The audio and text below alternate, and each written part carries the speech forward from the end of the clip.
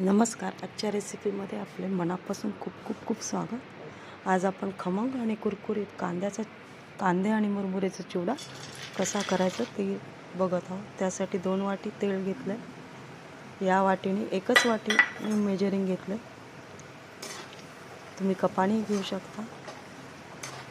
आणि 1 वाटी शेंगदाणे इथं घेतले. तेल गरम झाले की छान तळून घेऊया. मस्त लाल रंगाला येईपर्यंत या प्रकारे तळून घ्यायचे. शेंगदाणे मस्त कुरकुरीत होतात.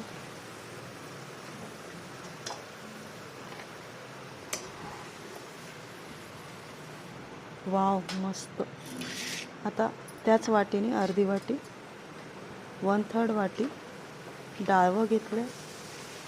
रोस्टेड चणा डाळ ही सुद्धा थोडीशी कच्चीपणा जायसाठी गरम तेलातून काढून घेऊया.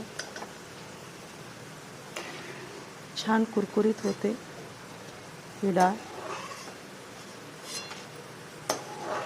या प्रकारे चिवडा केला की अतिशय टेस्टी खमंग लागतो. आता 2 मध्यम आकाराचे कांदे पातळ उभ्या स्लाइस करून घेतलेले आहे. ते छान लाल रंगाला येईपर्यंत तळायचे. या प्रकारे मस्त कुरकुरीत लागतात कांदे सुद्धा. मस्त. आता जिरे मोहऱ्याची फोडणी, कढीपत्त्याची पानं ते सुद्धा छान कुरकुरीत होऊ द्यायचे. त्याच्यानंतर जे आपण तळून साहित्य घेतलेलं आहे शेंगदाणे डाळवं ते सुद्धा पुन्हा फोडणीत घालायचं. 1 मिनिटभर पुन्हा परतवायचं.